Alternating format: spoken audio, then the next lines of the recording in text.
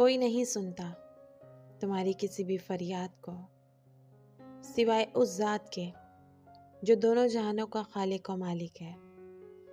السلام علیکم ویورز، اپنے دل کی ہر بات اللہ سے کیا کرو، کیونکہ وہی ایک ذات ہے جو تمہاری ہر تڑپ کو جانتی ہے، جو تمہاری بے بسی میں بہائے ہوئے ہر آنسو سے واقف ہے۔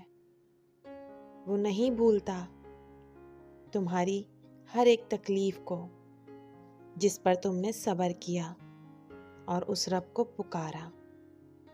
بس وہ چاہتا ہے کہ تم اسی کے ہو جاؤ، صرف اسی سے باتیں کرو۔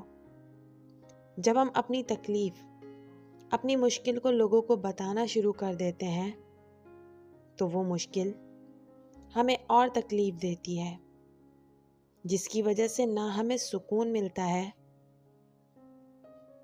اور نہ ہی ہمارے دل کو قرار آتا ہے۔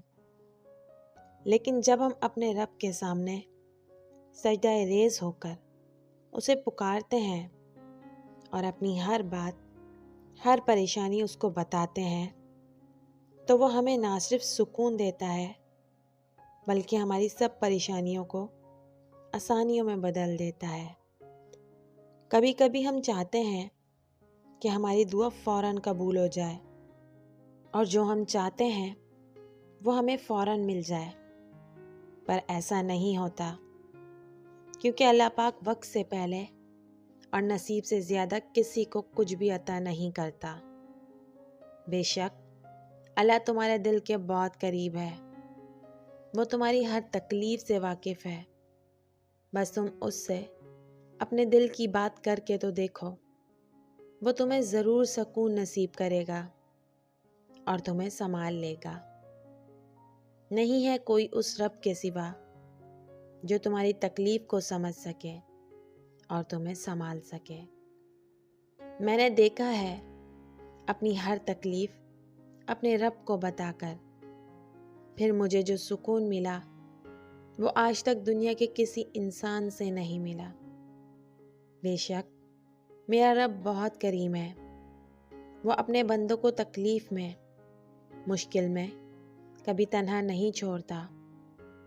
اللہ سے جو بھی مانگا اس نے اس سے کہیں زیادہ عطا کیا۔ میرے اللہ نے مجھے کبھی اکیلا نہیں چھوڑا، بس وہ چاہتا ہے کہ اس کا بندہ صبر کرے، شکر کرے۔ پھر رب کیسے اس کو سنبھالتا ہے وہ خود سمجھ نہیں پائے گا۔ بس تم اپنی ہر پریشانی، ہر مشکل وقت میں اللہ کو پکارو، وہ تمہاری پکار پر کن ضرور فرمائے گا۔ اگر کوئی گناہ کر بیٹھو تو اپنے رب سے توبہ کر لیا کرو، کیونکہ سب سے جلدی راضی ہونے والی ذات اللہ کی ہے۔